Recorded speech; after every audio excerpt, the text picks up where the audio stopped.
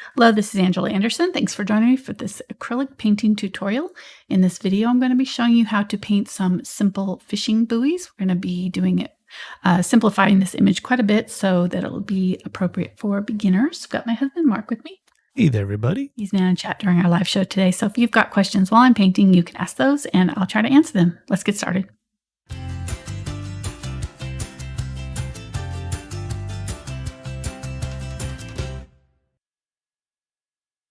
All right, so I am going to be using a 9 by 12 inch canvas today. You can use really whatever you've got that's similar size or shape. You could crop it into a square if you only did like 3.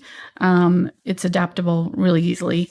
I'm using the Fredrix Pro Series canvas panels, canvas board, I guess, and I'm using the cotton one instead of the linen one. The linen is what I normally use. It's got the finer little bit less texture to it, but today we're going to want to get all that kind of gritty texture on our canvas, on our buoys, so like the chipped paint look and everything. So having a more textured canvas will help us with that. Also going to be using a little bit heavier textured brushes for the same reason. So I'm going to be using my Aspen brushes tonight. They're kind of a hog's bristle synthetic. So they're stiff, bristled, but they won't get soggy when they get wet like hog bristles do. So I've got a 12, 10, 8. I didn't keep these in order. 6, 4. So I've got basically all my bright sizes here. And I'm not sure that I'm going to need all of them, but I just grabbed them all just in case. And then I got a couple of smaller rounds for some of the ropes and things. I've got the 2 and 2/0. And then a 6 angle bright. And then I've also got my Willows blenders. These are the Princeton Aspen and the black handles, and then these are Velvet Touch from Princeton. I've got a 1/4 inch and 3/8 inch blender. Possibly going to use that to do some of this texturing. I'm thinking I can get it with this brush, but we're just going to try it and see what happens. I haven't painted this ahead of time, so we're just going to see what happens together. It's always an adventure. It shows. So yeah, 3/8 inch angle brush. Also, that's just a little bit smaller angle in case I need it. I don't think I will, but you never know. And then I just use regular school chalk to draw out my design on here, which really we're going to have to redraw it anyways because I'm going to be going over the background. I just painted it carbon black. That's all I did. Use whatever black you've got. It doesn't have to be carbon black. That's just the one that I've got. I'm going to go over our colors. Speaking of carbon black, burnt umber, burnt sienna, quinacridone, burnt orange. Really, that one and the burnt sienna could be substituted. Yellow oxide, cadmium yellow medium.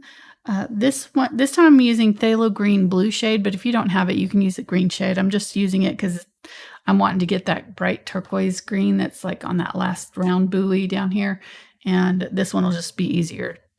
It'll be closer to the color that we want to before we start. So anyhow, yellow, cobalt teal, phthalo green, phthalo blue green shade, sorry.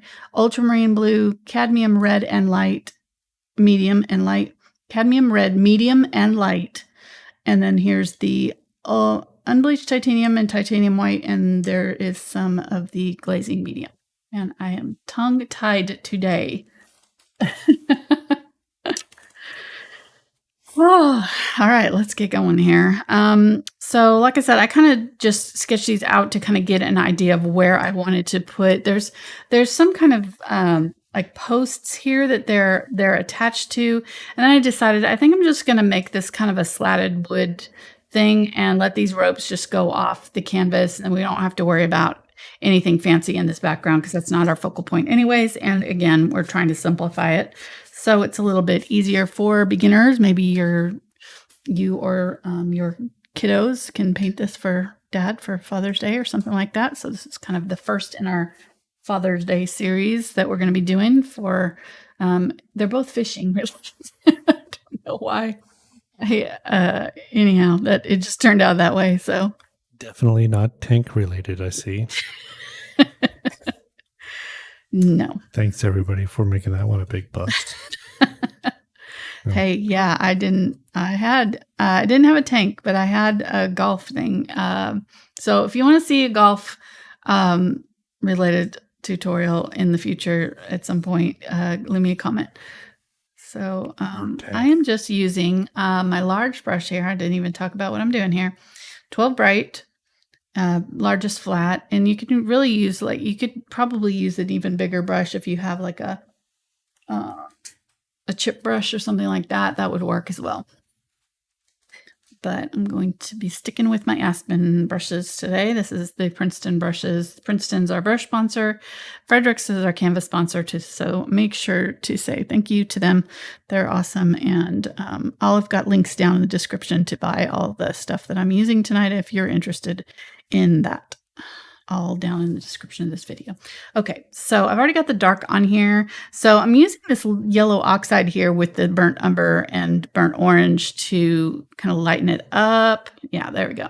The yellow oxide will just give it a little bit more opacity, a little bit lighter shade, so it'll show up against that black. If I went into over the top of it with just the lighter browns here, it would not show up very well. So and I'm just wanting to do random wood grain here. So I'm just going to let it kind of skim. I'm not putting a lot of water on my brush or my paint. I'm kind of trying to keep it fairly thick. That will give me this skipping texture that I'm looking for. And we're going to be doing this for a lot of our painting today. So get used to it. I'm going to have to move my mic because I'm going to hit it with my brush. Okay.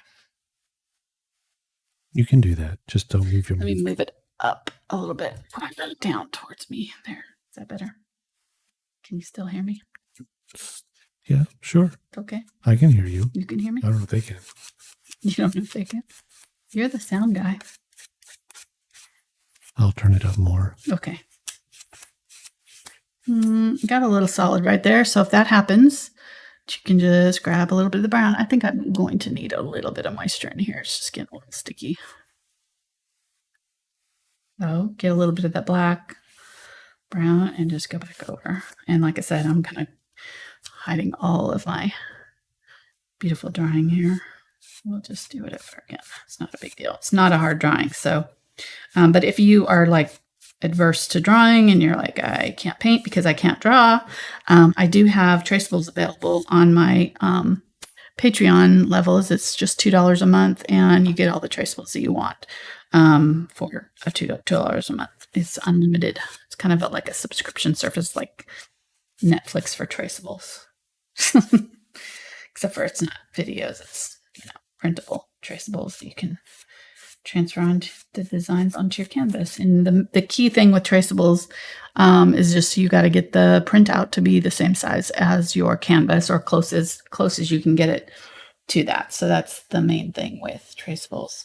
The hardest thing, I guess I should say.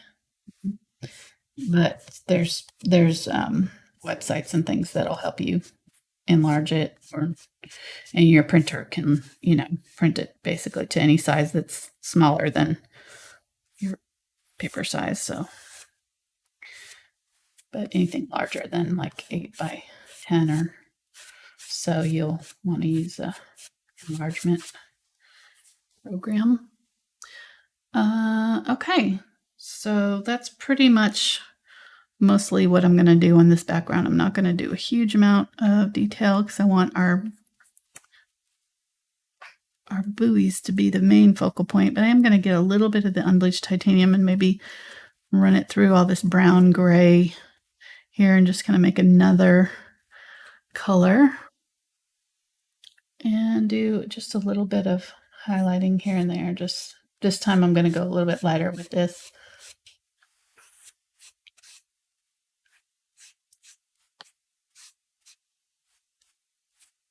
And then what I can do once I get all of this on here is I can make some slats in my board. So you can notice that I'm not putting any lines in here. I'm just going to do this first, and then I'm going to go back in and put the lines in afterwards with the black. So I don't have to worry about that yet. So there we go. We've got kind of a weathered wood look. It's going to be nice and dark, so our buoys are going to really pop off the canvas here, and I'm looking for a ruler.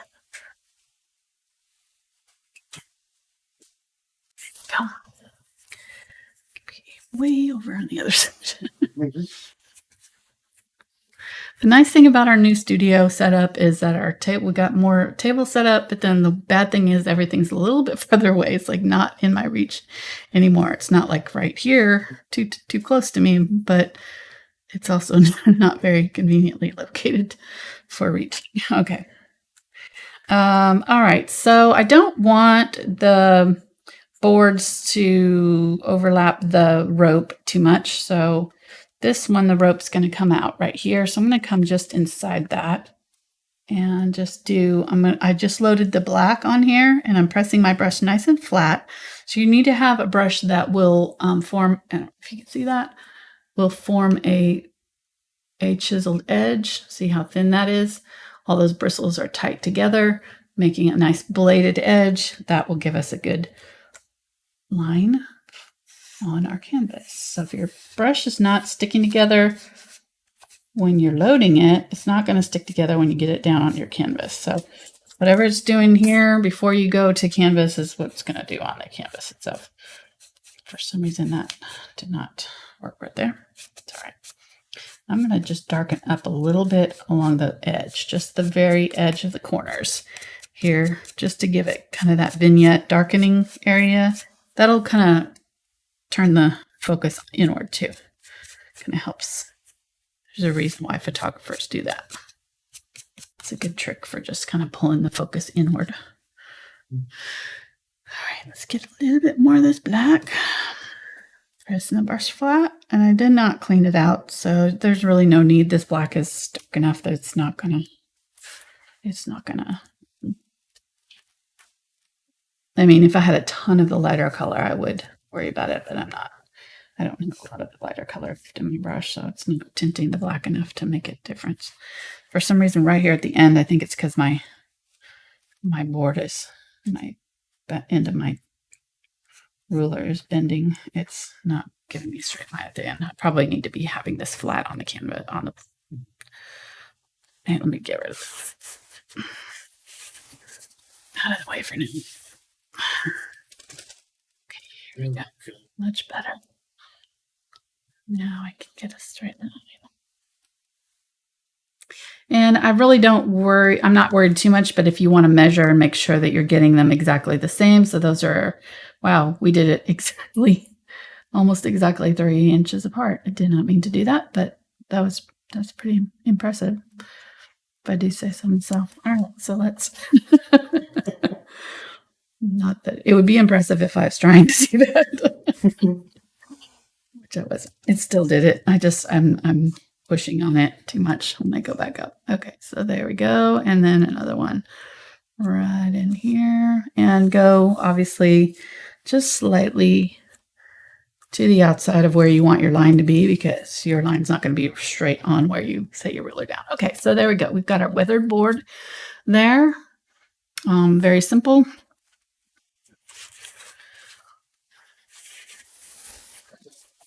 And if you want to get fancy about it, what you can do is highlight a little bit, get your highlight color. I don't know why I'm losing my voice already. Get your highlight color, just some gray with this brown, whatever, maybe a little bit lighter than what we were doing before. And you can put a little, just tap a little highlight along inside of whichever. So our light's probably coming from this side. So yeah, this side of the boards will be sticking up a little bit. Just doing a little bit extra detail here. Not needed, but you know, why not? See how that makes them look like they're raised up just a little bit. The one, you can see the difference between the one we didn't do it on and the one we did. So this just makes this edge of the board look like it's catching a little bit of light. And if you've got enough paint on your brush, you won't have to really touch down very hard. So there we go. Okay.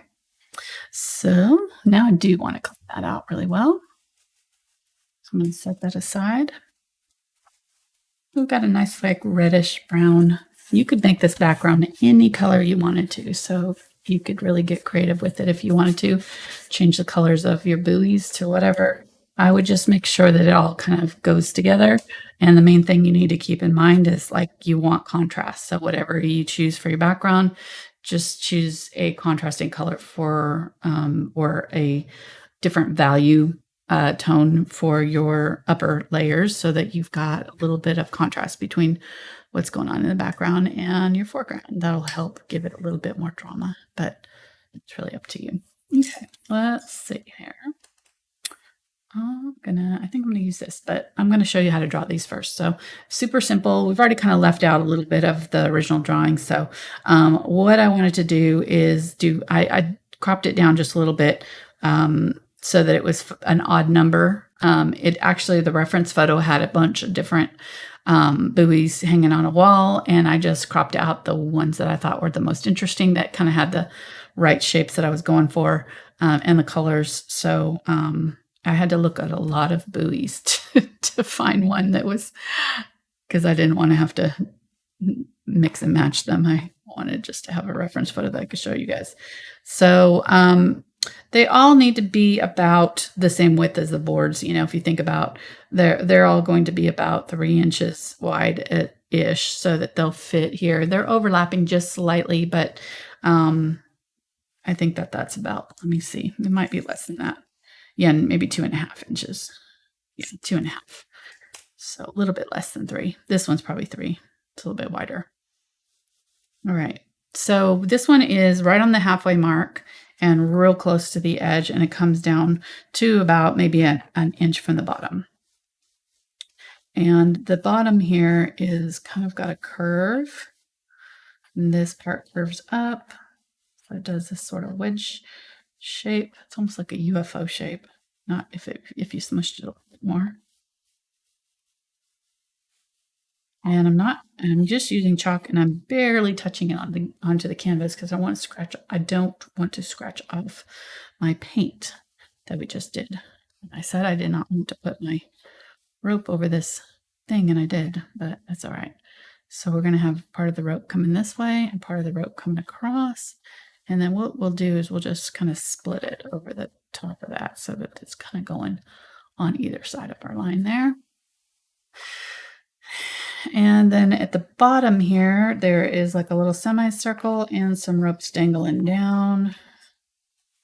And there's our first one. Then the other one is real close. It's close to where this one starts to curve up right here. What is that noise?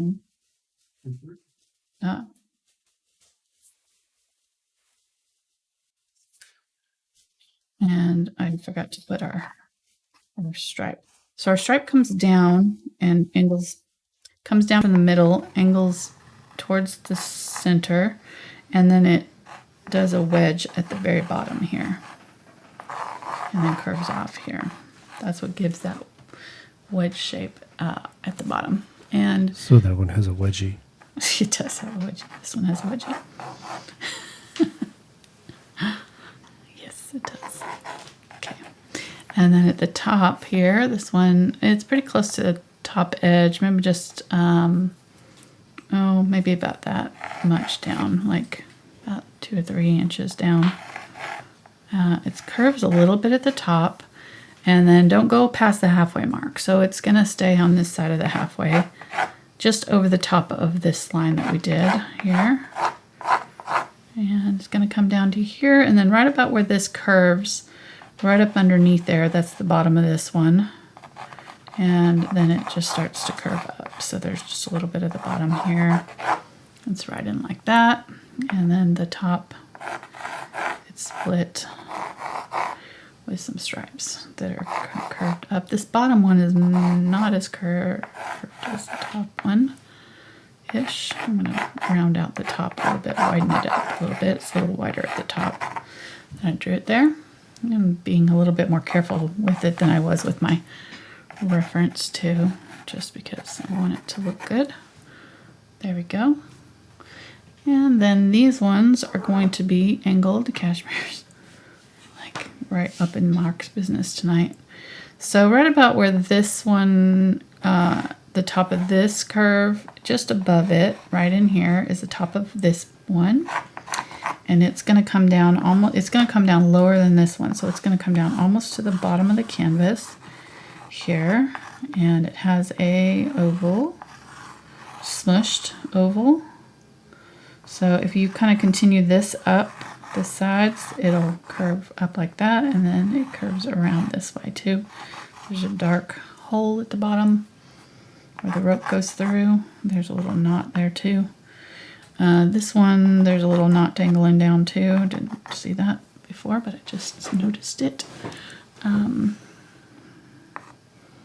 Yeah, and then the sides come up, tapers in just a little bit from the sides. This one's also kind of mostly facing us, so it's not angled too much one way or another. And then it's got a thinner rope here with a little knot at the top.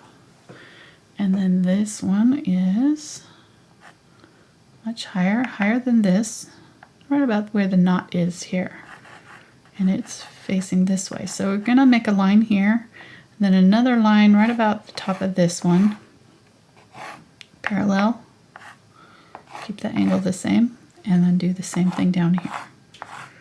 So all three of these lines should line up evenly. They should be the same angle slant. That'll keep your buoy from looking weird. Then you're going to angle in the sides, and then the top comes down like that. And there's a big old rope here. Okay. These two just about touch, so when we paint it, we can bump them over a little bit if we need to. There's a slight darkening or dark area under here, but you really can't see it very well, so we're just going to keep that area fairly dark. And then over on this one, how you doing, hon? Everything okay? Mm-hmm. Good. This one is just about the same height-ish that is this one here. Maybe just slightly lower. And pretty similar shape too. It's got that cone going on.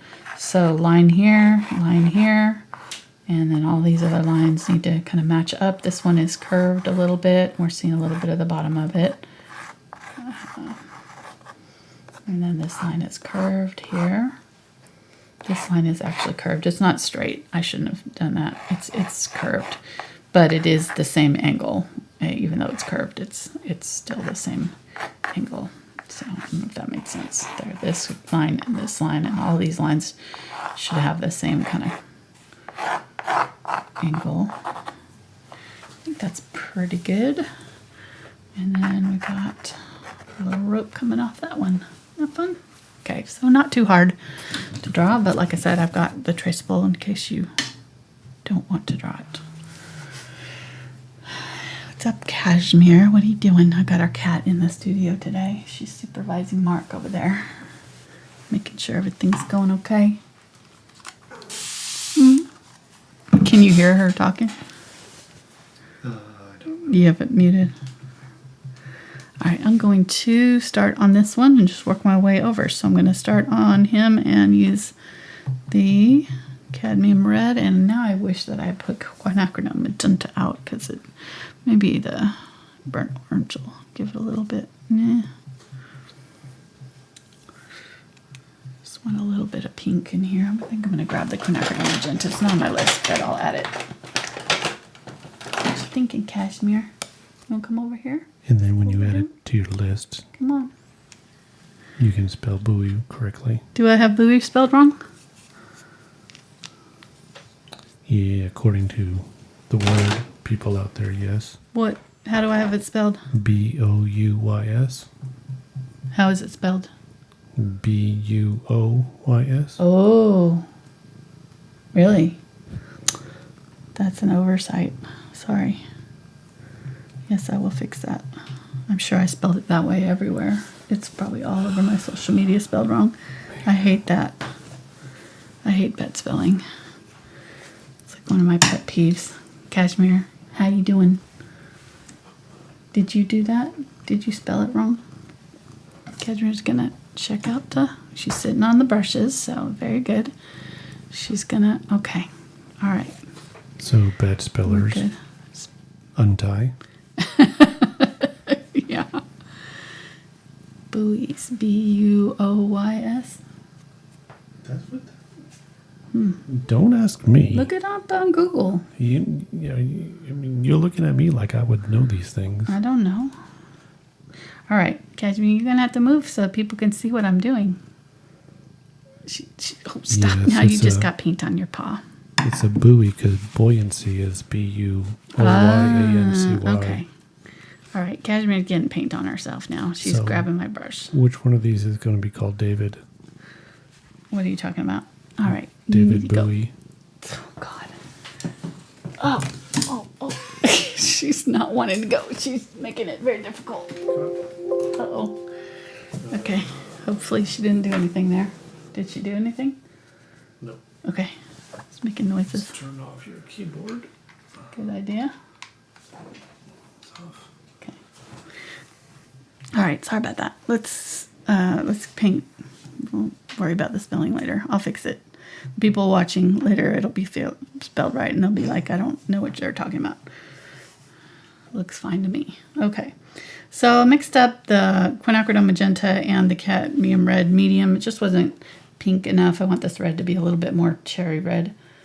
There we go. And I'm going to have to go in with this color first because I'm going over black. So it's just not going to cover very well unless I have a little bit of white in here, and that's turning it pink. So, which is fine. I just need to kind of go in here first and cover this whole thing with some of this lighter color.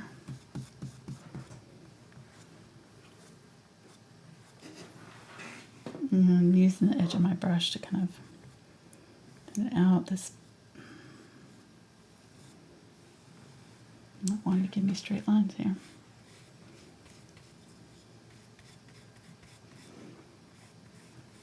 Okay.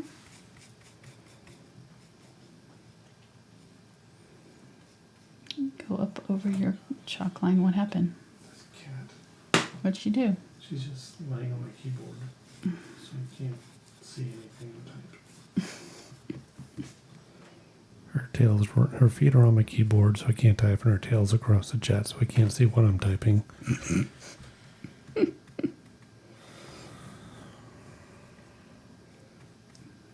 As it should be. Yeah, she was She's very pleased with herself. laying her bed the 2 hours leading up to the show, and then we start the show, and boom. Right. Cat. Well, yeah, of course she has to be in your lap. You need her help. Yeah. Yeah, she was trying to get me to. She wanted the brush because she wanted to rub on it some more. She got her paint on her paw, grabbing at it. I don't know if you were worried about buoy spelling when she was doing that. You missed it. I was only worried about it because you told me to look it up. So don't be blaming I me was for worried not paying about it. attention. I was worried about it. I hate not spelling right. I hate it. Oh, see, I shouldn't have told you that until at the end of the show because Yes. now it's consuming you. Yeah, I'm more concerned that UFOs have wedgies, so. all right, I added a little bit of the quinacridone or the burnt sienna to this color to just do this bottom area here. It's in shadow. It's probably not quite dark enough, but it'll be close enough to what we want for now. We'll just let that set and move on. You don't want to try to blend or do anything else to this right now while it's drying because it'll just mess it up. And I'm kind of curious, how do you know what UFOs look like? Oh. Something you're not telling me?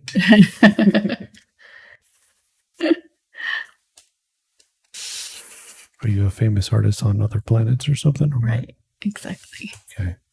I watch a lot of science fiction. I know these things. I read a lot of, fantasy and science fiction. So it's pretty common knowledge what they look like. You're just not read up on it.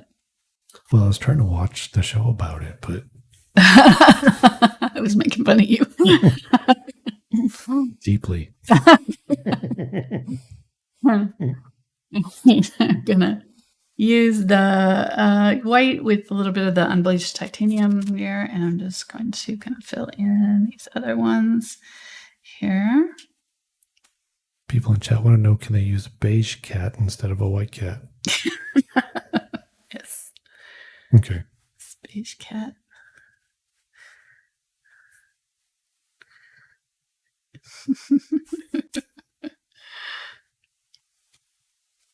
For color cats, you got it work fine. Okay. So you can substitute. Yes. Yes. Although don't tell Cashmere that. She would probably disagree. Again, this is a little bit curved right here, so just make that curve down there. There and there.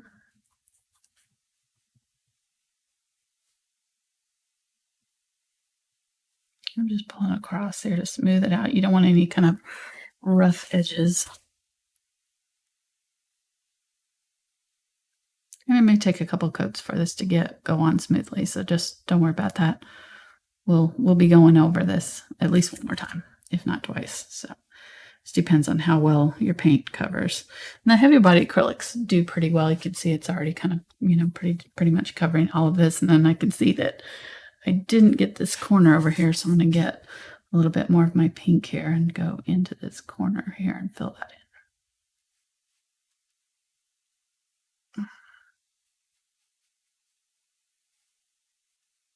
Go. And let's just go ahead, and while I've got this color on my brush, this first layer is drying somewhat, so I can add another. Oops. I didn't mean to do that. I just messed it all up. That's what happens when I look away.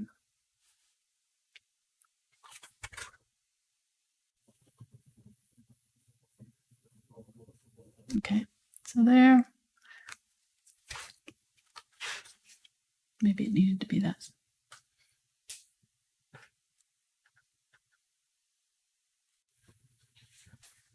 Yeah, you can see the places where it's trying to lift, so that just means that it's not dry. That first layer is not dry yet, so I just need to leave it, don't mess with it anymore, and let it dry completely before I try to do anything else to that. So I'm going to clean my brush really good and get all that pink out of it. And I don't know why I stopped right there, because I need that white all the way through. So I'm just going to keep on going with this. What's going on over there? I got my hand on my headphone cord, and it drug the mixer across the table and scared the bejeebers out of Cashmere. Just having all kinds of mishaps today. But you're okay. Yes, okay. Not scared enough to actually get up. Just scared enough to be annoyed. Being disturbed from beauty sleep on Dad's keyboard.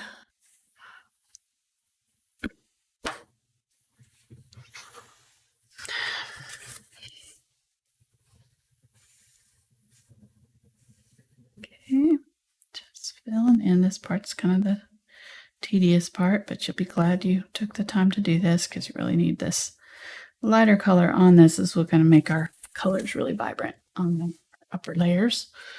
And I'm going to bring this down a bit more right here. Just curve it across and down.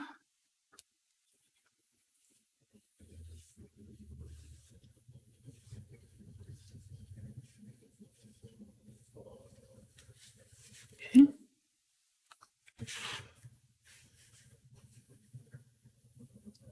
This one, I'm going to get some yellow oxide, add it to my color, and get some cadmium yellow and add that.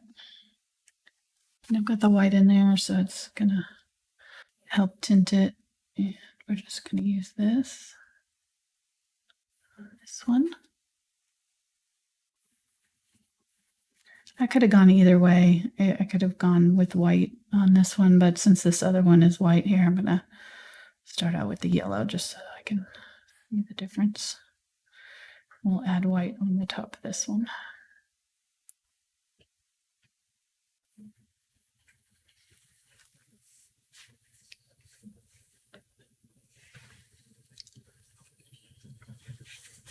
Somebody wants to know for the canvas boards, do they stay pretty flat over time? Yes, these ones that Fredrix makes are they have a hardcore center. If you get the cheaper ones, they will warp. So I definitely recommend spending the extra, if you know you're gonna want to keep it, for long term and stuff. It's definitely worth it to invest in the better canvases just in general. Plus, the better quality stuff just makes brushes, canvas, paint. You get what you pay for. So the better, more expensive qualities. I mean, you can do some good art, and I painted with craft acrylics for years and years. So I'm not saying you have to have, go out and buy the most expensive stuff, but just saying it does make a difference in the quality of your experience painting. You're just going to have an easier time of it with better quality materials. It's just easier to control them, and they will have a better finish. I don't know why I'm bringing this yellow all the way down, because this part is going to be blue. So I'm going to get a little bit of the white. So let's do a little bit of that. So first I want to know, how much did you pay for me? What do you mean? Well, you say you get what you pay for. Okay, so she's not answering that question.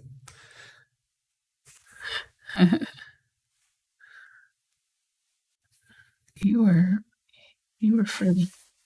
Yeah, so there you go.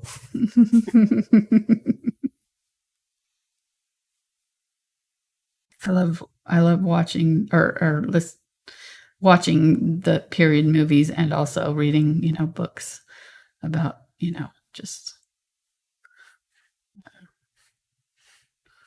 Regency stuff. And that's just still it just amazes me that they would pay for people to take their daughters at dowries. It's like, take her. Here, we'll give you all this money and land and cows. Just such an odd concept. It is. It's so weird. Every time I read that, I'm like, oh my gosh. I mean, even so funny. Even the concept, they had hope chests. I remember my oldest sister had a hope chest. Oh yeah, yeah. That's something that's gone by the wayside. Sure. Well, I don't know. People still probably do it. I haven't heard of one in years. Well, I mean, I know friends of mine that daughters did. They had them. They kept started saving china and stuff in them and stuff. Yeah, I'm sure the different. It depends on where you grow up, but yeah. Times are changing. Yep. Hopefully for the better. Hopefully. In some ways.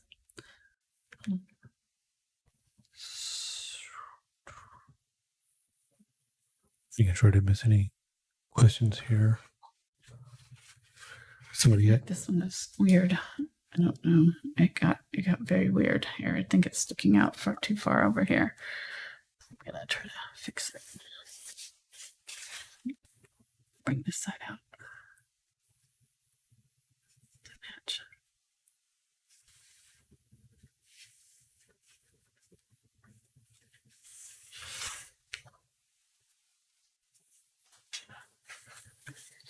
All right. So that was drying right over there. So I need to kind of go back over that.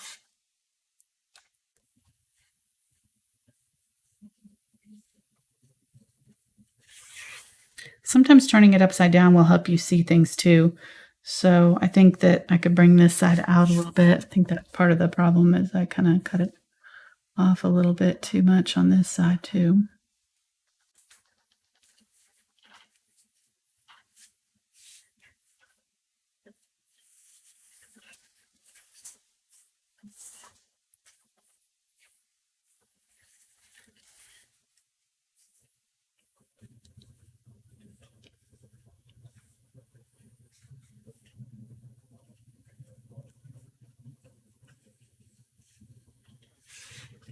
Okay.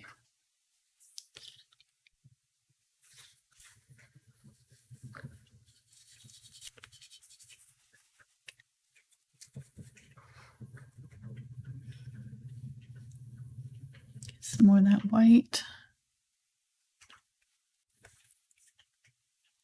And this time I'm going to go a little bit on the inside here. Just kind of barely touch them together there.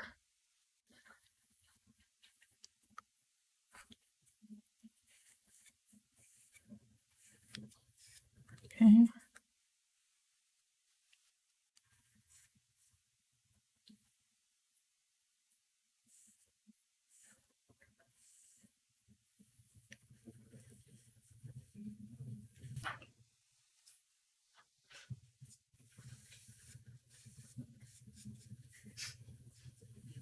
And just make sure that if you did a straight line down, that this is the little narrow part is right there in the middle. That. And I'm just going to fit this in.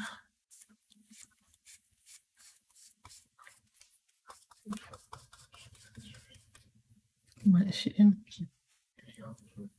I know she's been being very naughty tonight.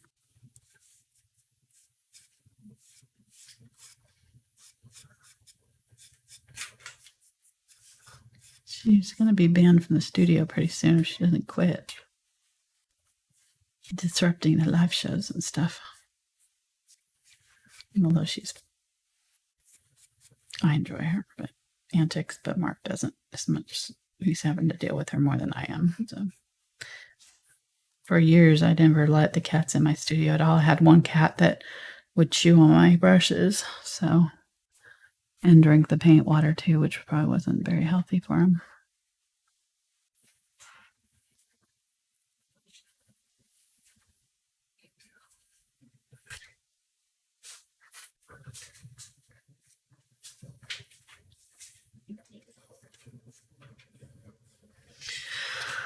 All right, there we go. Just like that one kind of got a weird shape to it, but they're all different shapes, so I don't think we can really go wrong here. Just like people. Exactly.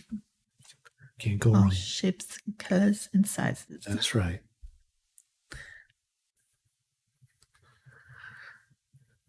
It'd be so much better if it was a tank. Just saying. You feel like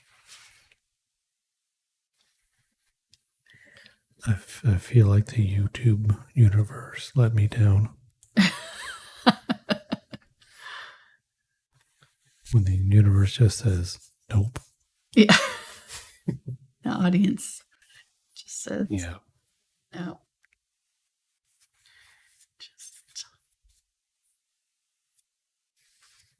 Let me check on how many views it has. You need to get your guys that play that game to watch it.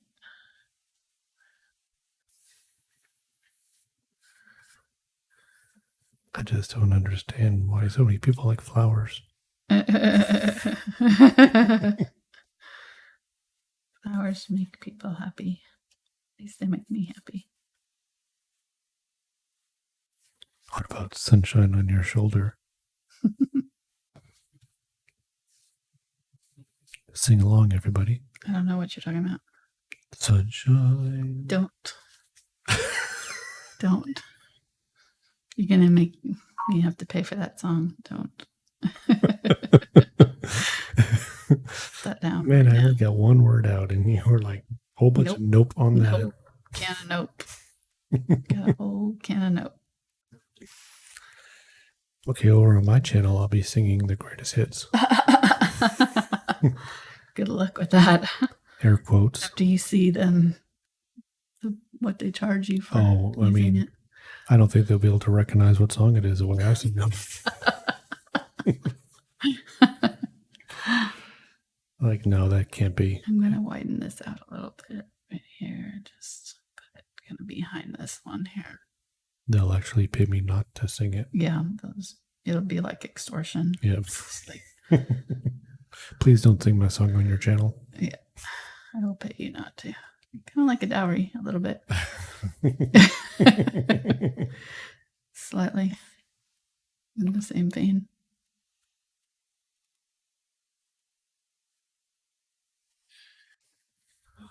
Okay, just widening this out just a little bit. Just was bothering me. And again, not worried about the color really. This is going to have all kinds of different stuff going on. So yeah, that's better. Better.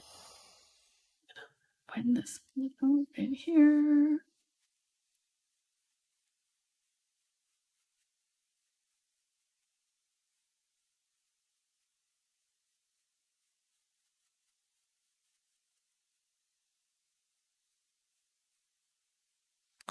Okay, in 11 months, we've got a whole 5.3 thousand views. Yeah, I know. Yeah, it's like the worst all-time performing video of my channel, in the history of my channel. And 26 thumbs down. I know. All right, grab the phthalo blue here, and I'm adding it to this yellow. I think I had some brown in there too, maybe at some point. Just gonna use this to do the bottom of this guy.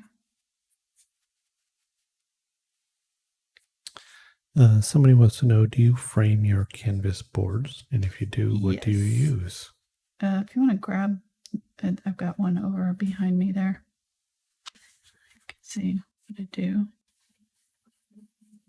It's on the shelf up there.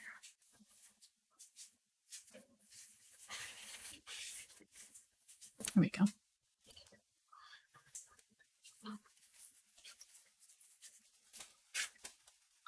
Yeah. So there's a canvas board here. I get these frames. You can buy them really anywhere. I get this. I think I got this one from Lick, but well, some of them will come with the little things where you can insert them. I don't know. This one may have been. They might have been. I don't think there was glass, but there might have been. But I have a little gun that shoots these little tab things in, and I just use it and pop it, into the frames. But you can get these at like I get my stuff framed at Hobby Lobby and things. And if you get them at Hobby Lobby and you have them do it there, they don't charge you very much for it. They it's only I think a couple of dollars, $2-3 to put this hanger on the back, and you're going to want a hanger on it. And so you probably don't have those supplies, yourself, unless you do a lot of framing. So, oops.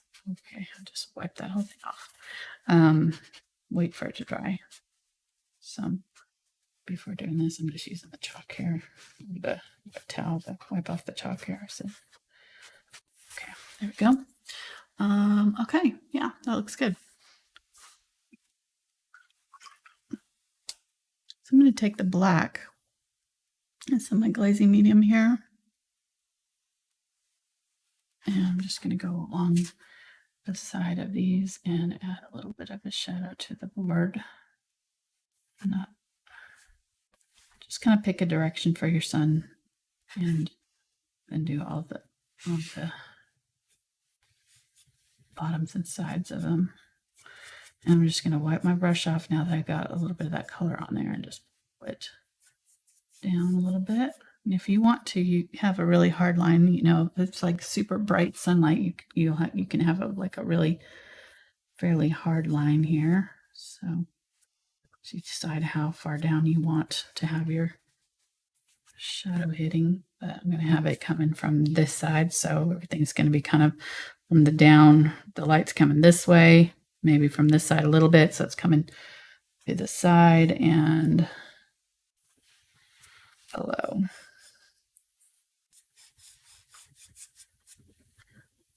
And this area is going to have the shadow of this guy too, so you're going to have some shadow coming off this side. This one's going to have some shadow coming here and down. It's also going to have some shadow going over the top of that one that's beside it.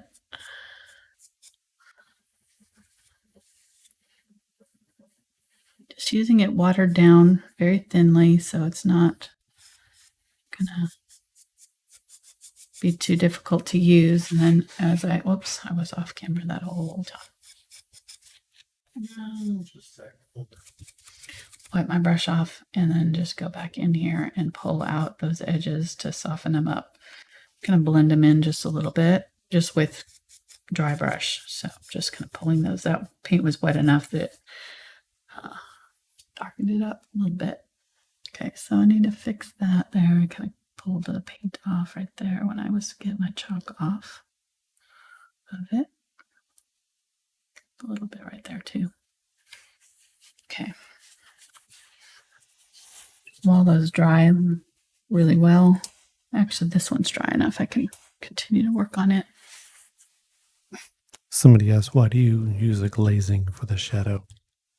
Because if you're using just water, it will underbind your paint a little bit. The heavy body acrylics need some sort of medium. When you thin them out this much, they need a medium to make them stick to the canvas, because they are mostly pigment. They're more pigmented than like a cheaper paint would be. So because there's less binder and more pigment, you have less stability when you add a lot of water to them. So you just need a little bit of a clear, it doesn't have to be glazing medium. It can be medium. You know, I see artists use matte medium sometimes, just whatever, you know, you like, that gives you just a little bit of extra, or just that you can mix into your glaze. It thins it out.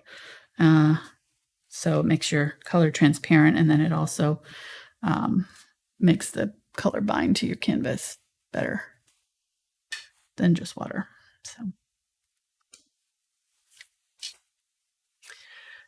alrighty. So yeah, that's looking good. Let's go ahead and grab. Now I'm going to grab some red, a little bit of the Quinacridone here, and I think I'm going to use the little bit bigger brush. So I'm going to switch over to the number 10, which is about an inch, I think. And I'm just going to scoop this color onto one side here, not too much paint. And I'm going to find this side here where I want this paint to go. I'm just going to set it down and kind of flatten it out a little bit and skim it across and let it kind of skip a little bit. And right here, I want it to be a little bit rounded. Right when that kind of happens. I'm going to try to round it out right there. Okay, I'll do it again. Again.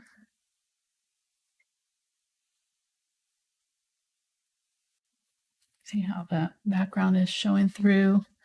Now, I don't want stripes though, so I want to go back in and try to kind of go in between.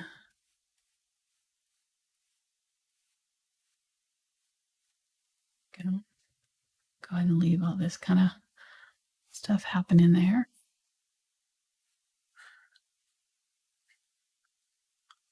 We got a question. Okay. The person said that they struggle with the brush pressure and hand position and which brush to choose and so forth. So can you explain a little bit of your process and how do you select brushes and things like that? You want to use the largest brush that you can fit in an area.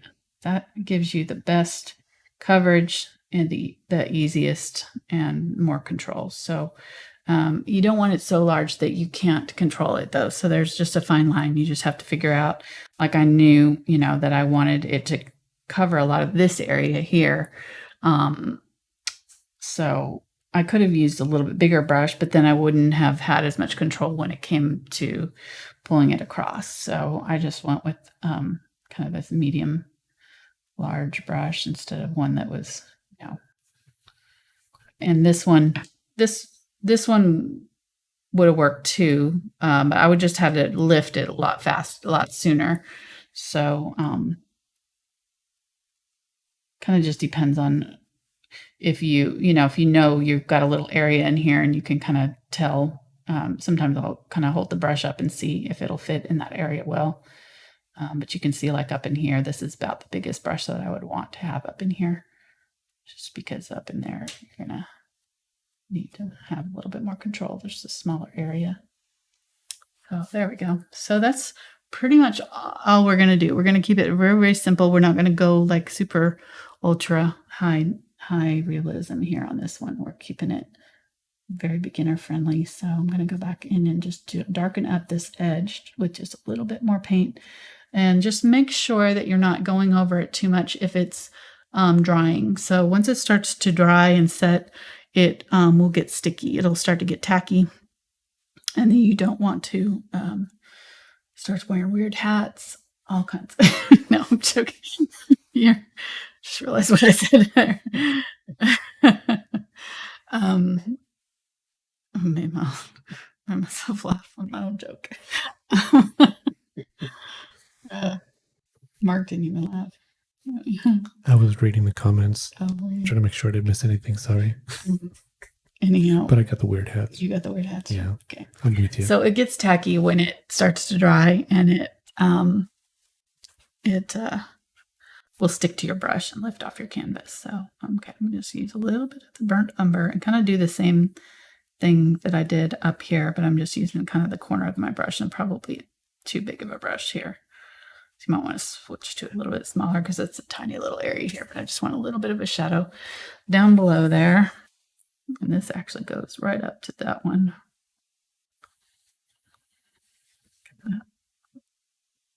This one is covering this one up.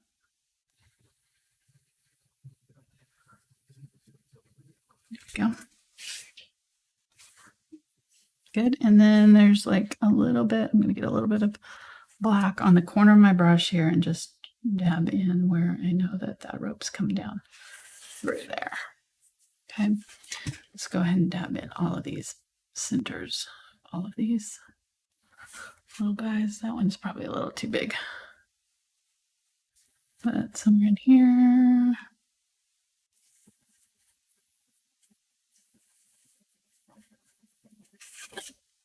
This one down there. Okay.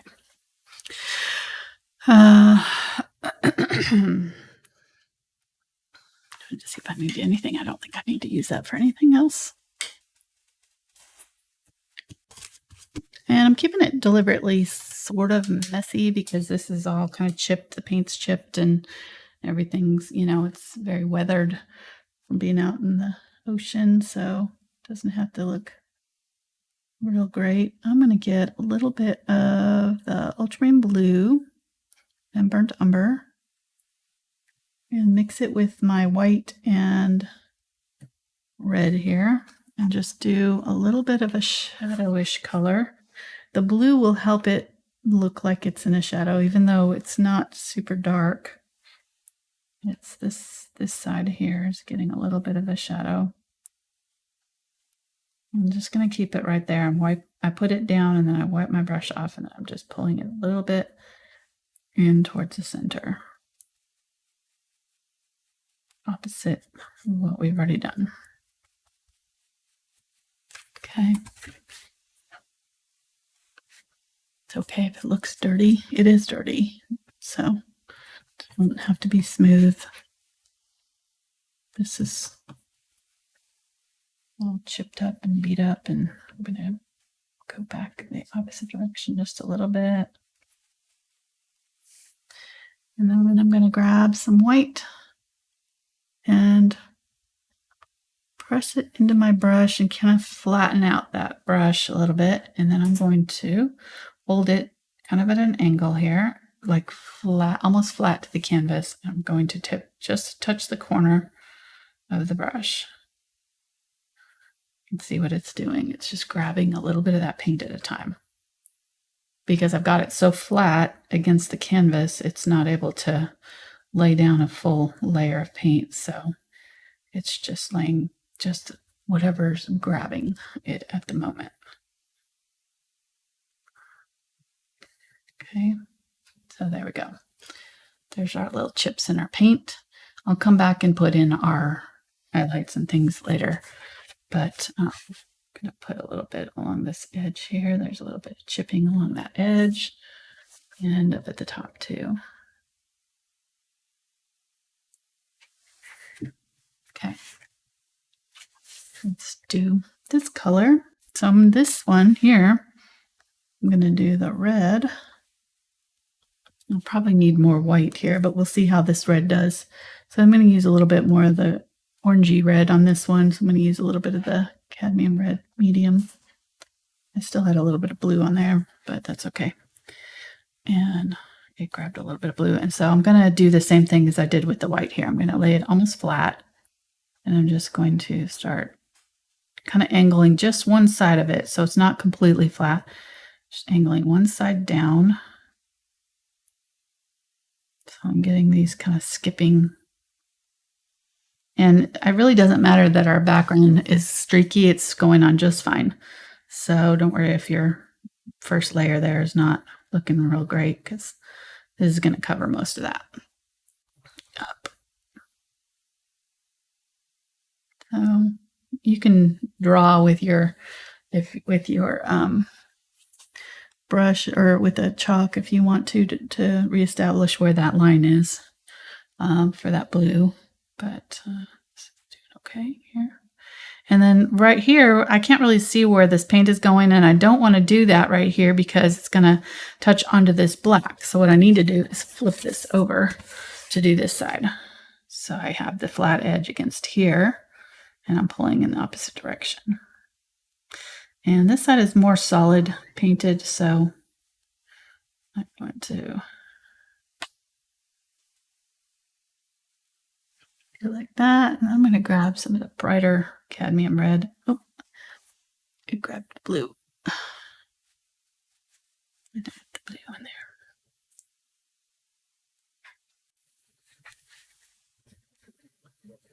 Somebody would like to know what is a good substitute for that red if they don't have it. Pyrrole red is similar. Naphthol red medium is similar. Any of the like deep cherry red will work. Any red would work really. It doesn't have to be this. Depends on if it's this one's a little bit more of a medium orangey toned red, slightly orange toned red. The cadmium red medium and the cadmium red light is much more orange. So this one is not as purple. You can see the difference.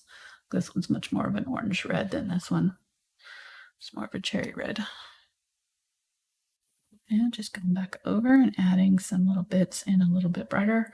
Don't do too much though, because you don't want to cover up all your nice white there. And if you do cover up all your white, then we can always go back in and do another layer of the white over the top of this. So nothing is set in stone here. Gonna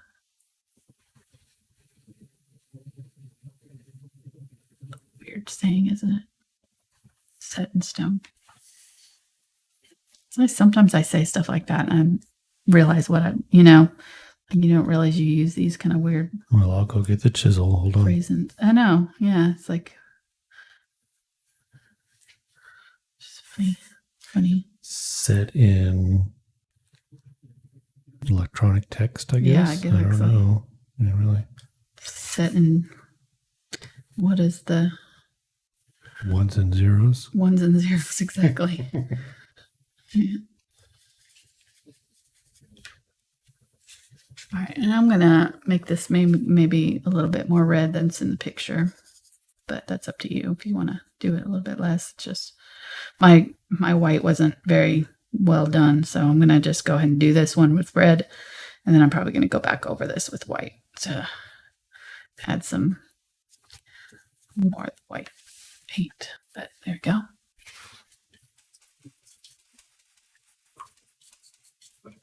Clean that up. It's working pretty well, I think.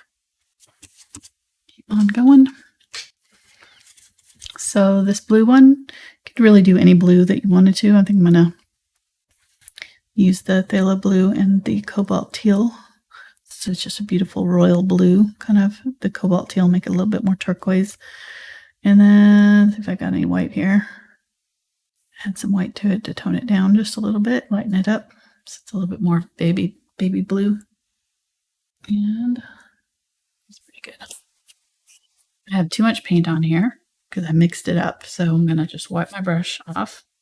So I'm going to have too much on here. And start there. Right up to that edge. This one is more solid, so what are you doing over there? I was looking at a link that Rob sent, but didn't know it had a video embedded in it. Sorry. Okay. So you're checking your Facebook is what you're saying. What? Mm-hmm. No, I'm paying attention to the show, honey. I see. Uh-huh. Okay. You know how much... You've been looking forward to fishing buoys? Okay. Somebody did say they kind of look like tank shells. Ooh, So there you go. So that's kept me going for a while. Mm-hmm. The hope.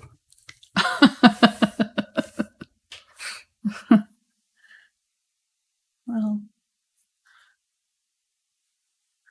okay, somebody did ask get a little bit lighter color here on this side. Yep. They want to know, is there a big difference between Cad Red Medium and Cad Red Medium Hue? There's a fairly significant difference there. Well, not too much. The hue is just is the synthetic form of it, so it's just a cheaper version of it. It doesn't have the actual cadmium in it. Let me see if I have it. I don't know if I do. Sometimes the hues can be quite different. Okay, there they are. Yeah, they're right side by side. So you can see this one's just a little bit less. It's not as opaque, and because it's the cadmium red medium is opaque. I've got the full square here, and then the hue is translucent, so it's not going to cover as well, and it's a little bit more orange. So they try to get it, I think, as close as they can, using this synthetic whatever they use, but not always exact. All right, getting the phthalo blue and some of the green here. I'm going to go at the bottom here and just add my chips to the bottom here. I'm going to flatten that out because I got that a little bit too big there. Darken up the bottom. Mess it up a little bit. Now I think I'm going to have to stay after class. Yeah, you're in trouble. You are so in detention. Yes. I like the detention teacher.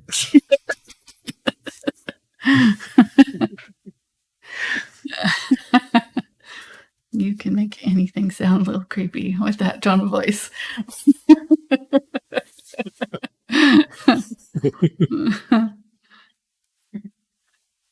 Okay.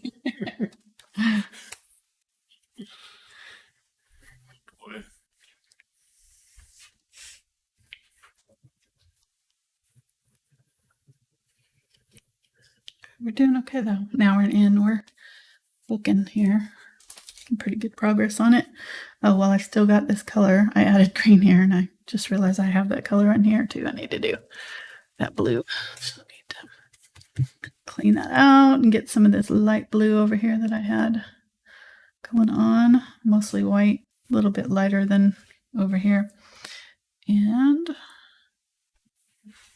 this is way too much paint, but this area is more solid, so I'm okay with it being a little bit thicker. I don't know why I put my shadow on this side, because the light really, all of these are light on this side, so my light probably should have been coming from here, but oh well, it's all right. It's too late now.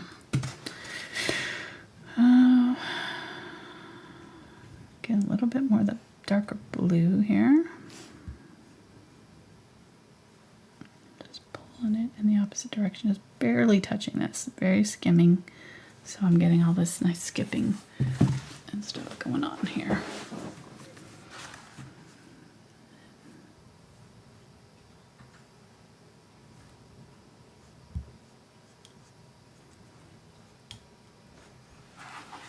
Okay. Then again, I'm just going to use this white here that I'm going to add my highlights over this.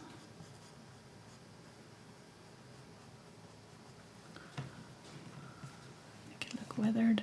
Having that a little bit darker on the sides is what will make it look rounded. So if we highlight this, I'm going to highlight this front end here.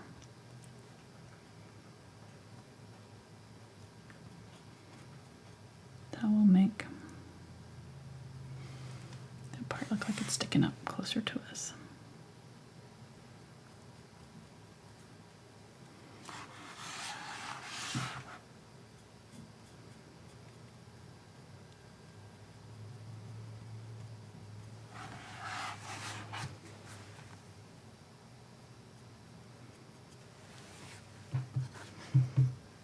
Again, with a little bit of that red. Came down a little bit too far.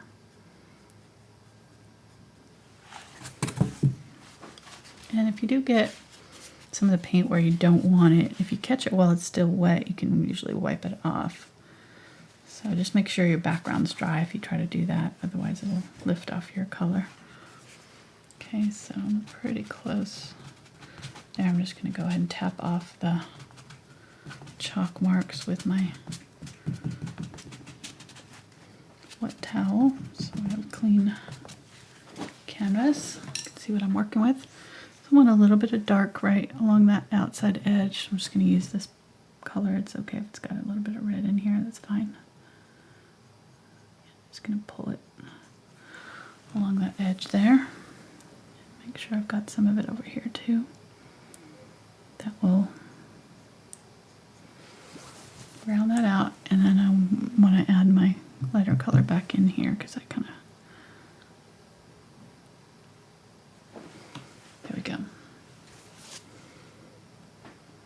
And then I do want to lighten up this,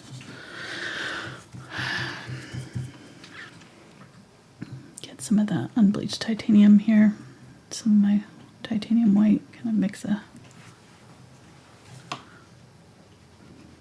beige. Just going to run it almost in circles here and try to get it to come off very lightly.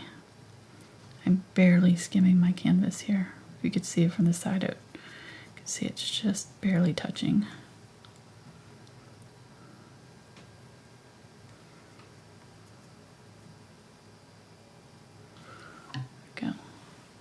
Weathering that all up. Down in the middle of that one. There we go.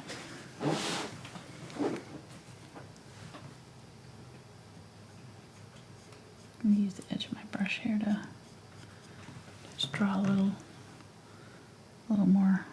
This has got blue in it, so I'm just kind of adding a little bit of it over there. And then let's go ahead and add our little stripe in here.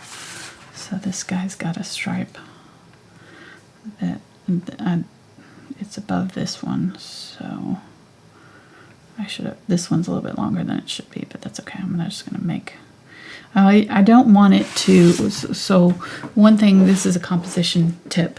One thing you do not want to do is have two items touching, two borders, two lines coming together, because that makes your eye go all the way across. So I don't want my line here to start because it kind of confuses things. In the reference photo, you can see that the blue is a little bit farther down, so I just brought the blue up a little bit too high. So I can do two things. I can either bring my other line down a little bit so that it's obviously lower, or I can bring it up higher. I think I'm gonna bring it up a little bit higher to up in here, and then that way you don't have two lines coming in at the same point. It's just a bad thing. Just in general, you don't want to do that. So I'm gonna just go just above it and do my line, and I'm just trying to kind of follow that curve. I'm looking up there kind of a little bit while I'm doing this so that I kind of get that curve right.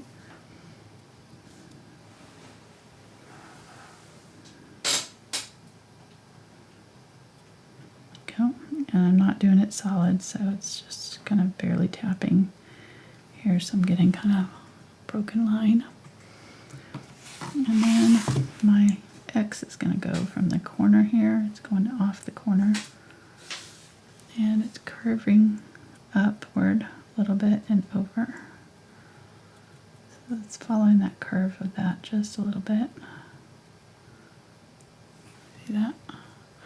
And then this one is curving down.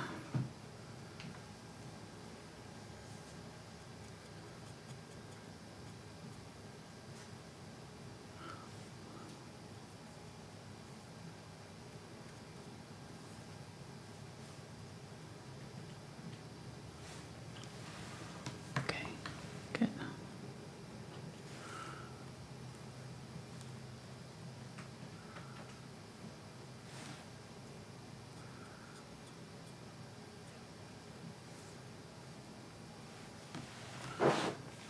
Okay.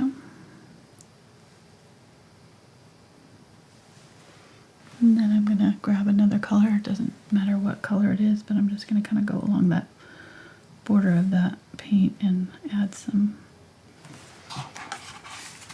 other details in there. Just another color in there to break it up a little bit. And then make sure that that bottom area has got a good highlight across there. That's pretty good. I'll bring this out just a little bit more.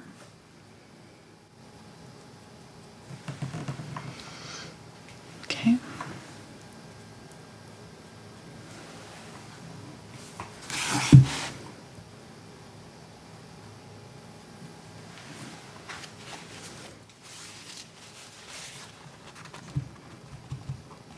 Don't do too much, just tap it off. Paper towel.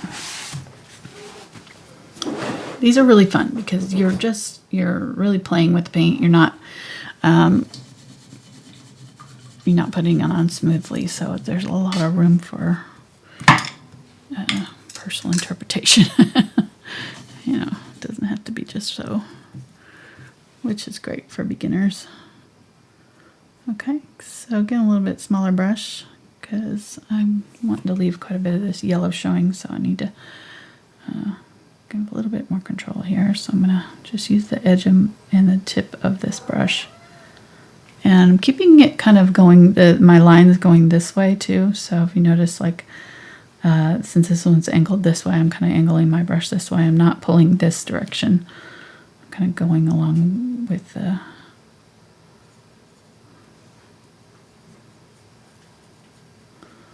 shape of the buoy.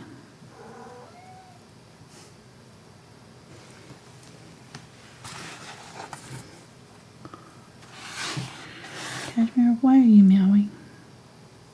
Is she on, like, is it blocking her noises out? Or can I hear her? Not right now. It sounds so pathetic. I have the filter turned off right now, so Okay. it's picking her up in the background. Okay, so I'm going to use this white on this one up on the upper area and just kind of highlight the kind of middle area of this. And just make sure any kind of weird lumps or dark areas are kind of smoothed out a little bit.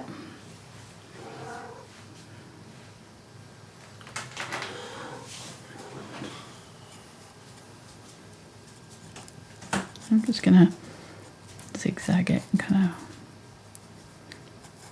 create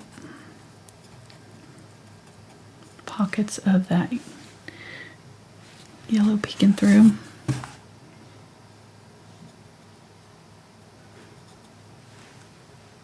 Oops, I got some of that glaze. It's like, why is it transparent? It picked up glaze, which is fine. It's not going to hurt anything. I'm going to use it all the way down in here.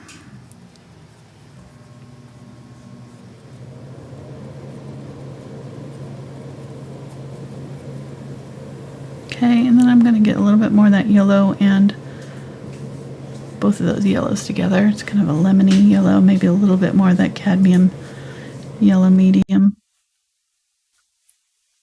And I'm going to pick these areas where I've got the paint showing through and just use the corner of my brush and add a little bit more of that color there.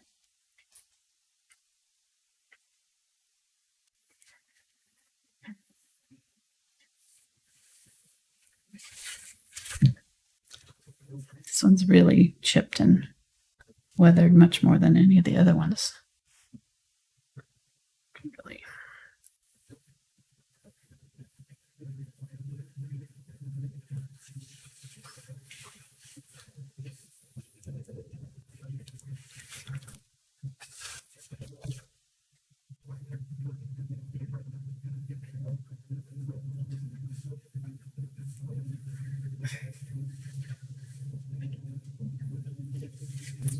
Okay, somebody has said that they've run out of white.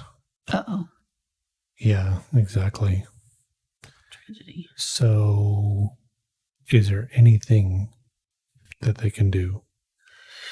Do you have unbleached titanium? Because you can pretty much substitute that. And if you don't, you can use a lighter value color. So yellow is your lightest value color. So you can just use yellow and substitute that for white. Of course, it'll tint everything, that color, but you'll just have a different interpretation for it.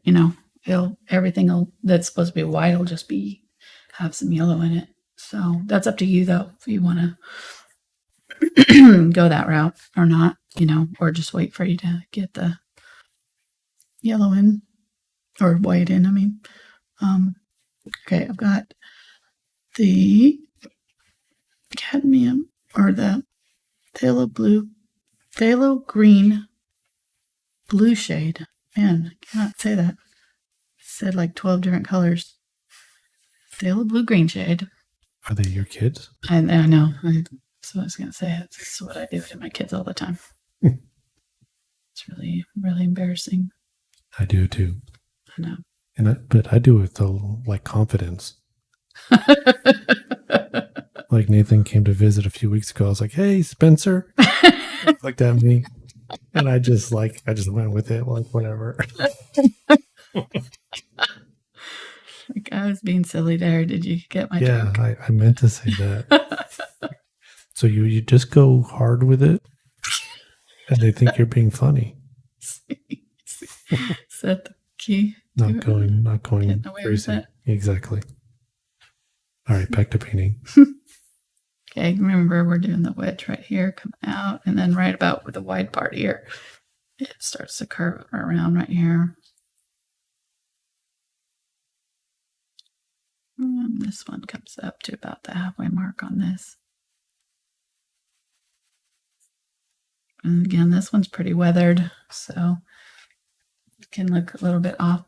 It's not it looks, because it's far away and the camera's angled this way, it looks like it's kind of oblong, but it's not. It's where it's supposed to be. There, it's just a trick of the eye, trick of the camera angle. Okay, getting some white here. I'm going to stab in some little white bits.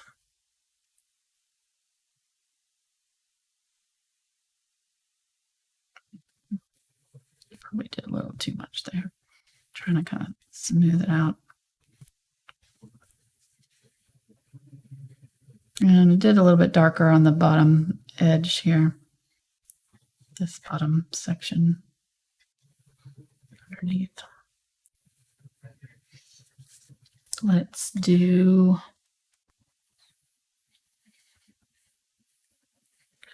some white here. So I think I'm gonna use this color, and I'm just gonna add a little bit of white to it because I like the teal. I want a little bit more of it. In the photograph, it's kind of a sickly green color. It looks like moss is growing on it or something. So if you wanted to do that color, you could add like ultramarine blue to your yellow, and you get kind of that kind of mossy green, which that's kind of our background color too. I have no idea what color we were using there. I think we added the blue to the, let's just grab a little bit of yellow.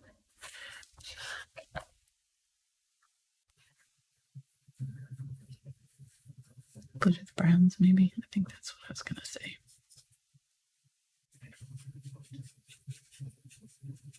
Okay.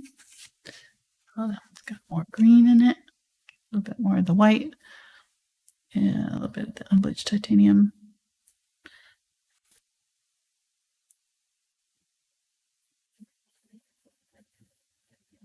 Of course, if our light's coming from this side's going to be a little bit darker, so we can go back in and add some shadows. We're going to probably glaze some shadows on all of this, so don't worry if yours is not quite looking round yet. We'll get it there.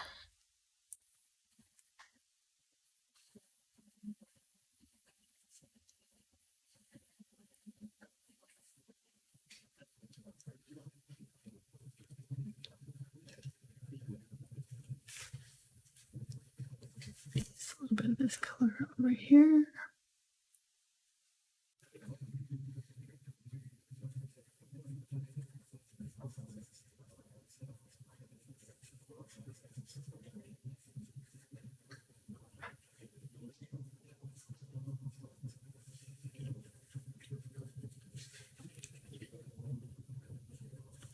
A little bit more of the yellow. Just skipping around with the yellow. It's always a good idea to use a color that's in another part of your painting. So this is the only time we're using this bright teal color. So we probably want to add a little bit of our yellow, pull that in, and then maybe take some of this color and put it over here somewhere. So just kind of add it, maybe add it into our stripe over here. So it's not just in that one area, just a little bit. It doesn't have to like overwhelm it, but it'll really help kind of unify the painting if you do that.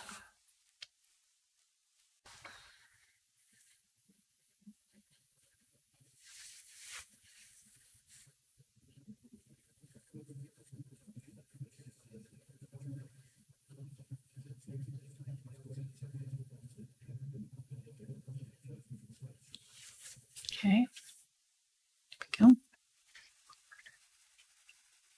And we'll definitely need to make that darker on the bottom, but get it there in a minute. And I'm going to grab my Phthalo blue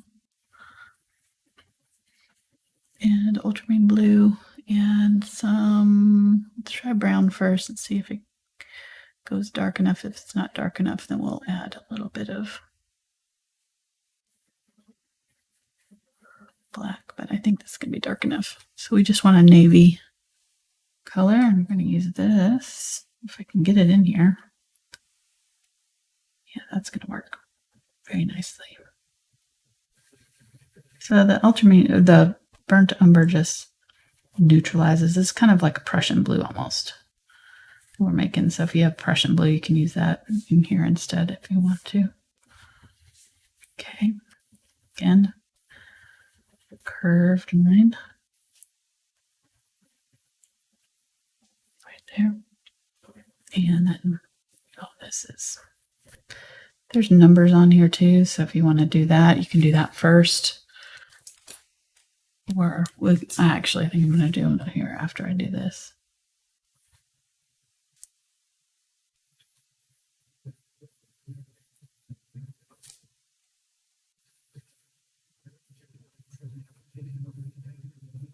Have some parts that are more solid than others. And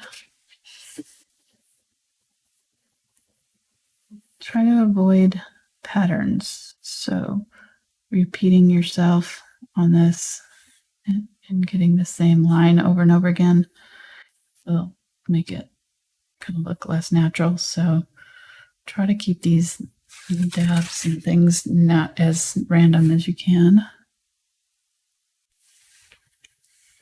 It's really easy to, once you kind of get going, to kind of do the same thing over and over again.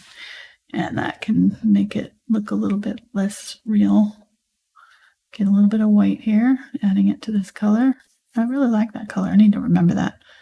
Phthalo blue and phthalo and ultramarine in equal parts, and then burnt umber. Really pretty blue-gray color. Use this color over the top just to add a little bit of kind of a weathered version of it. And I'm going to use some at the bottom here, and I think I'm going to just grab that blue. I can't say my words today. At the bottom there.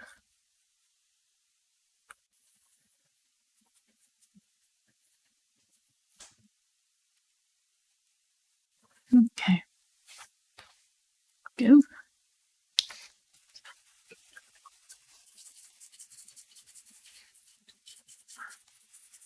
We'll have to let that set really well before we glaze. So let's go ahead and do our rope and then we'll come back to it. So I'm going to get the cashmere's like, are we leaving? Did you say go? Cat. All right. I'm going to get some burnt umber and my unbleached titanium, and I'm going to make a mess of it. I'm going to like have kind of a run it through all these colors so I have all these kind of mottled color going on in here. Maybe a little bit of green's good too. And then find the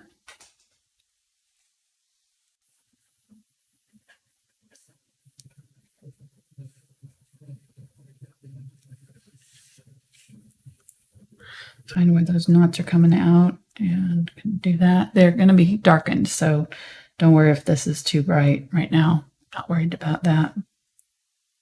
We're going to glaze everything, so I just want kind of random looking filaments coming out here. So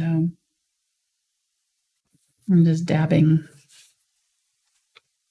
and creating little knots coming out from the centers of those holes that I put in there.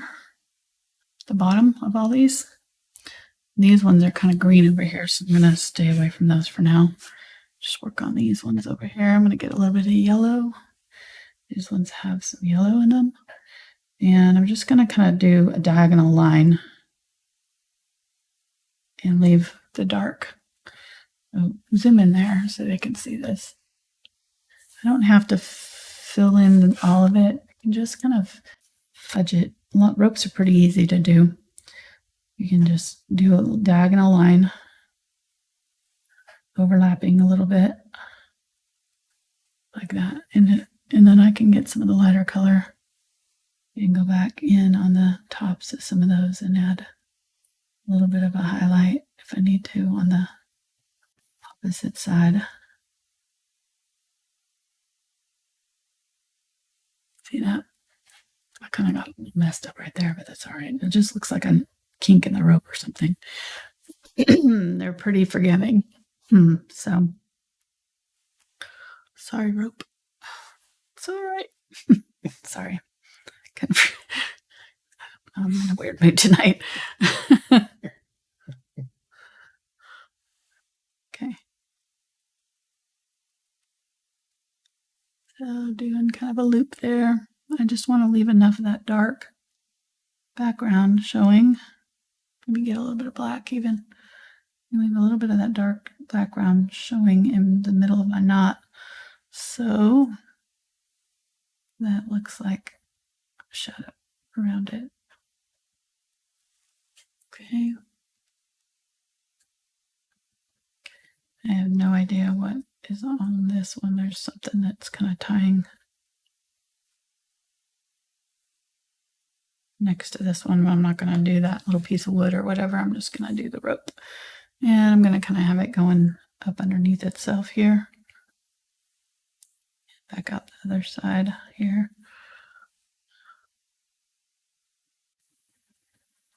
Getting the lighter color. There we go.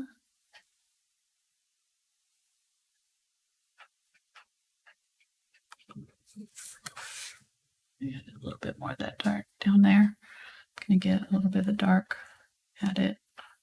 So if you do this and you just get too much of the light in any one area, you can go back in with the burnt umber or something and just add a little bit of it to darken up your knots. Okay, let's do this one here. So kind of start with a little kind of a medium color so that you have room to add a little bit of the lighter color on top. I'm gonna just kind of make a little bit larger knot here and then do another rope here coming up. Get my white. And some of these ropes are actually kind of braided this way, so I'm going to do it a little fancier with this one. Come in the opposite direction and do like that. Looks like it's braided.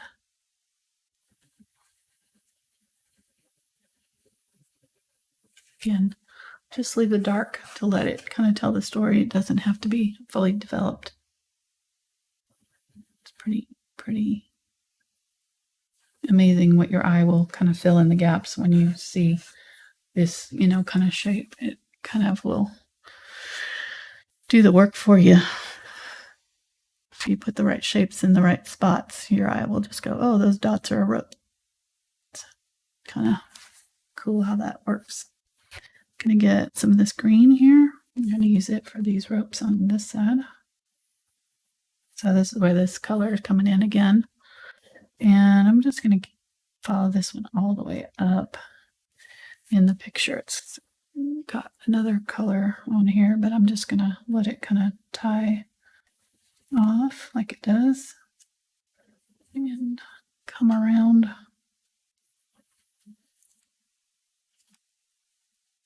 itself, and then maybe leave it like that. Maybe a little bit of white and emphasize some of the tops of some of these that are coming down. Got some white left.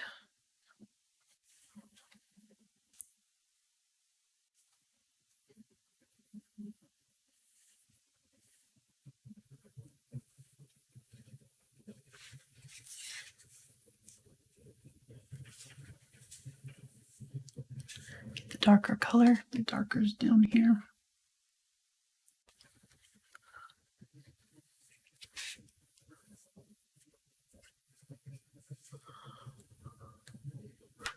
And then this one's got several ropes coming down out of it.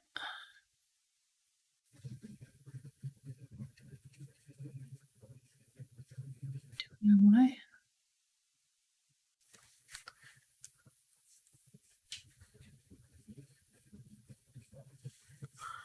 Okay, and then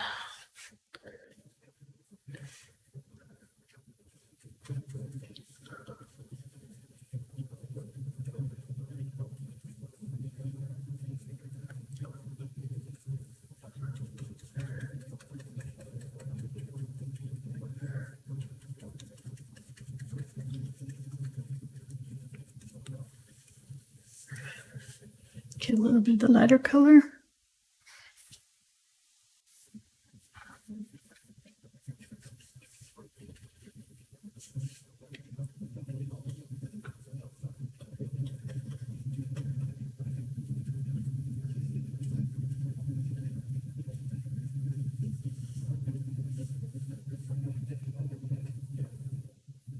Make this rope a little bit thicker.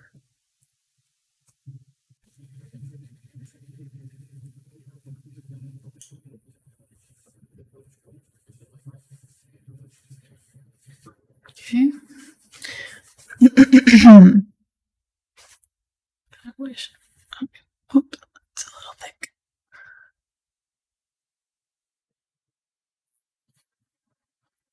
And you can kind of adjust it at time.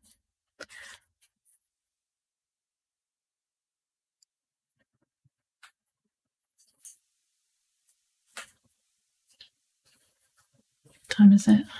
Ooh, almost 2 hours. Wow. Okay. Get it wrapped it up here. All we got left to do is just some highlights or shadows, and we're good. Okay, so let's let that set, let that dry, and while that's drying, we're going to work on our shadows. So I'm going to go and grab an angle brush. That'll give us some control. And I think I'm going to use burnt umber for my shadows, maybe a little bit of the ultramarine blue with it to make kind of a gray.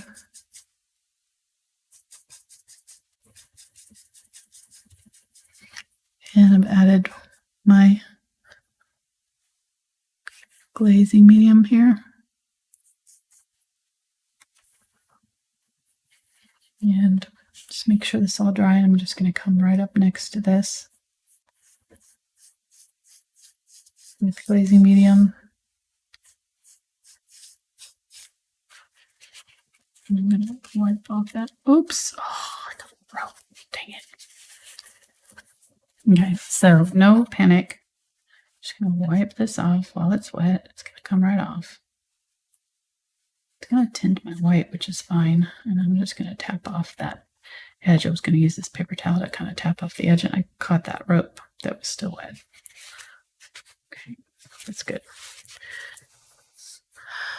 So to give us a little bit more control, what we can do is wipe our brush clean and just load the very tip of it.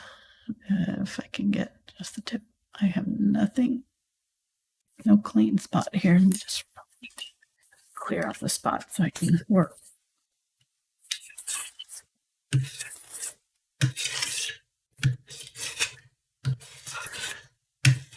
Okay. It's a glass palette, so it comes clean pretty easy. All right, let's try that again. Get the burnt umber, a little bit of the ultramarine blue. It'll make a gray. And I'm going more on the brown side, so add a little bit more of the burnt umber than the blue. Adding a little bit of water and then grabbing my glazing medium. Just going to use this to mark my shadow color. I'm going to clean my brush out and then run the tip through the bottom, like face down through there to load the tip of the brush. And brush it out on my clean spot. And then if you need to, you can wipe the back end of it to get it clean. And this is called floating, which is appropriate for our buoys, I guess. Just going to use it along the sides of our buoys, add a little bit of a shadow, keep it thin. If you're noticing a solid line here, you can use your finger or a paper towel. Probably your finger is safer at this point because of all the drying going on with other things. I'm going to get some here, and I'm just, wherever these are overlapping, I'm going to add a little bit to the under one's on the bottom. Here. And why is it bottom?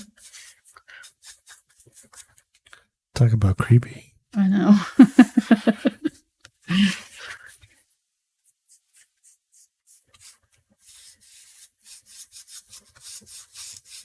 Okay. And do the sides of this a little bit. Just push the sides back visually. See that? And since these are kind of dirty, to begin with, we don't have to be super clean about this. We can kind of let it be a little slightly messy. It doesn't really have to look perfect. And then this bottom little section here is going to be dark. So I'm going to just go ahead and shade in this whole bottom section here with some of this color. And then where it comes up over, I'm just going to kind of wipe my brush clean and sort of brush through.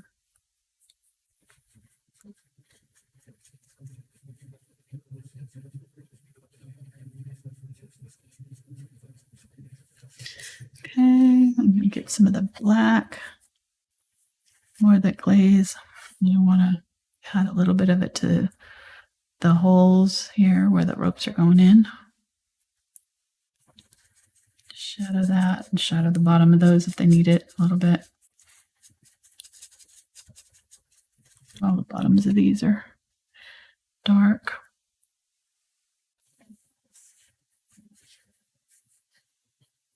Glaze just helps kind of thin it out so it's not so harsh and you can still see what you've done, It's just allowing all this to look like it's in shadow.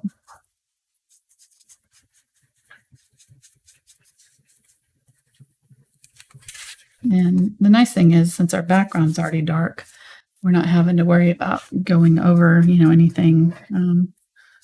It just looks like part of the background. So make sure you've got it about the same color as your background around this, and then you'll have a really easy time of it. I'm going to go ahead and add a little bit darker right here. first layer's dry. See that? Just pushing that forward.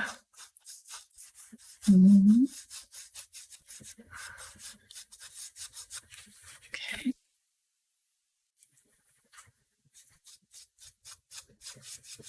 Anywhere where this one is kind of, remember our light's coming from this direction, so this shadow is going to be a little bit darker on this side of all of these.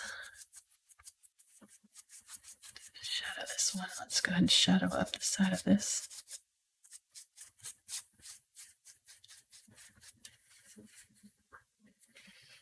Okay, I think we're pretty close to being done here. What are you thinking?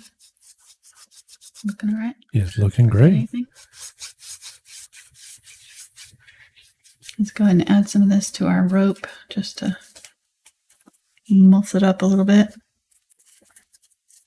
Make it so it's not so pristine and match the rest of the painting. I like it. That's kind of fun. So just to finish, I'm gonna, I don't know, are you doing something there, hon? Okay. I'm going to add just a little bit of my white to highlight just a little bit on a couple of spots. Going to be much. I didn't even use my blenders. This brush has worked really well for this, so get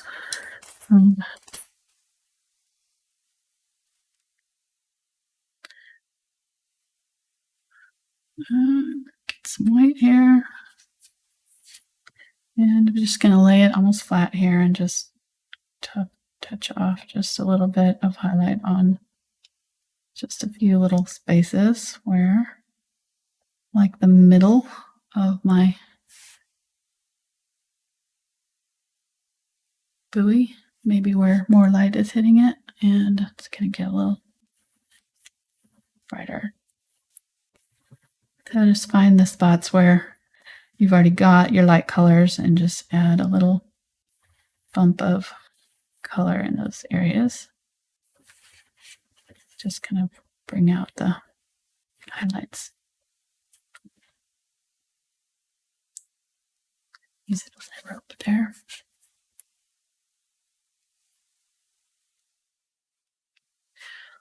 While Mark's I'll sign it here in a minute. Mark's got super chat, so I'll let him do that. Finishing this.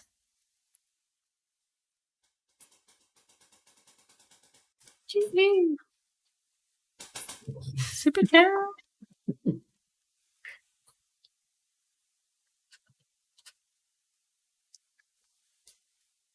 So many steps now involved with Super Chat. Okay, we had a Super Chat from Laura, and she says, "Hey everyone, I want to say thank you to Angela and Mark, of course, but to everyone here, you are loved. Oh. We are so very fortunate to have this time to share. Love and kindness conquers always. Art hugs." Absolutely. So thank you, Laura. Thank you, Laura. Yep, 100%.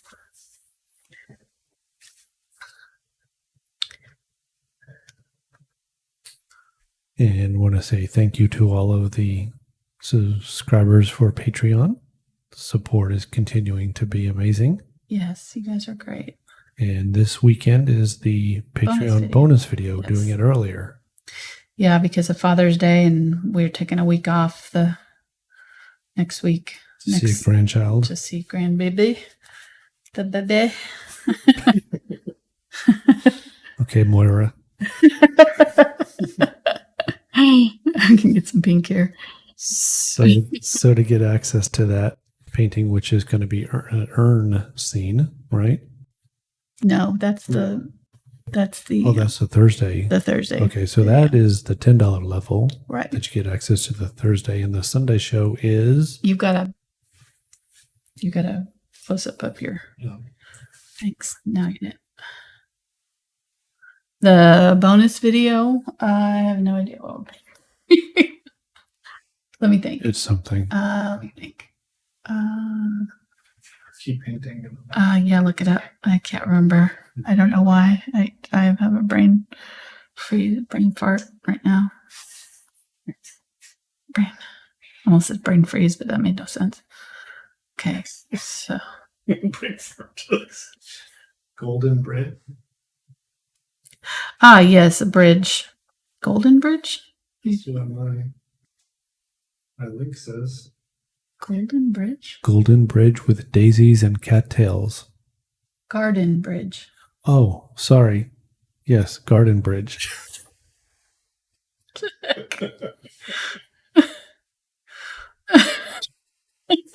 It's pretty close. Just about as bad as buoys spelled wrong. Oh my gosh. Okay, we need help. Oh Let's boy. go get some dinner. And there has been no cat bread involved at all. No excuses. We're just tired. Yeah. All right. This is super fun. I love how this turned out. This weathering is really fun to do. So I hope you try it. I think the key is just not too much paint on your brush, fairly thin, amount of paint on your brush, and just almost flat to the canvas, and it skims it. And like I said, the little bit more texture on the canvas also helped. Zoom out a little bit so you can see the whole thing. Here we go. Oh, I need to sign it. I guess that would help. Let me get my smaller brush here. So as we're saying, we got the $5 level bonus video this Sunday, which is the garden bridge. Yes. And then the Thursday class starting up for June is the urns. Yes, we'll be painting that this week. If you go to my Instagram page, you can see the upcoming, the links down in the description. Or if you go to Facebook, they're posted on my Facebook page too. But both will have all of my upcoming schedule. And yeah, I'm excited. I'm thankful to the patrons who make those bonus videos possible, because they're a little bit more in depth. They usually take, good 5 to 6 hours or so to do. And so it's just not feasible to do them on YouTube. Every now and then I'll do a super long video on YouTube, but like this past Saturday. Yeah, I did not intend for it to be that long. I was having too much fun with those rocks. I just got going and didn't stop. It was really fun. If you missed Saturday's video, I'm really proud of that one. I'll show it real quick. One other thing about the bonus videos that we're talking about is that you also get to watch the one from last month. So this was last month's bonus video for the $5 level, and this was the $10 level one. So the $10 level gets both. The $5 level just gets this one. So it's click the link to Patreon. Or if you're, just looking for more in-depth paintings, those are the more advanced level paintings. If you're just a beginner, these ones that I have over 400 videos on YouTube, there's no, those videos are probably going to be a little outside your comfort zone for a little while until you get comfortable with painting a little bit. But I wish I'd done one of the ropes in green over here. Now I'm looking like there's a lot of green over here. It's kind of green, pulling all the green over here. Easy. I mean, I guess I could. What? It's not easy. Being green? Uh-huh. Yeah, you and I both today. I swear. Okay, I'm just going to add a little bit of green to this rope over here while I'm thinking about it. If you're new to Angela's channel, when she says she's done, she's nowhere near done. I am mostly done. I'm 99% done. Well, 99.9% done. it's like when you run a marathon. Mm-hmm. When you're done, you got to keep running another mile or two. Because you're not really done. That's not true. Okay, see, that makes me feel better a little bit now. And I don't like the way this rope ended up. I don't know. Looks weird, but... No rope shaming, please. I know. Okay, here, rope. You're going to get a little bit more brown here. I'm just got to make sense of this knot here. There's a big old knot here that's kind of not making sense. So I'm just going to add some of the...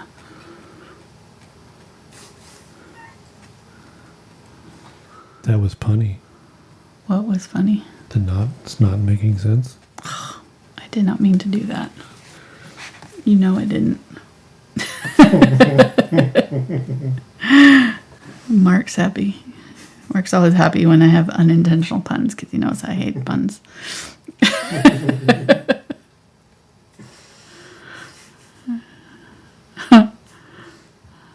Yeah.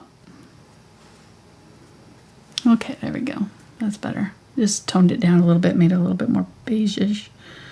So it's not so green. And then this one can be our green one. Alrighty.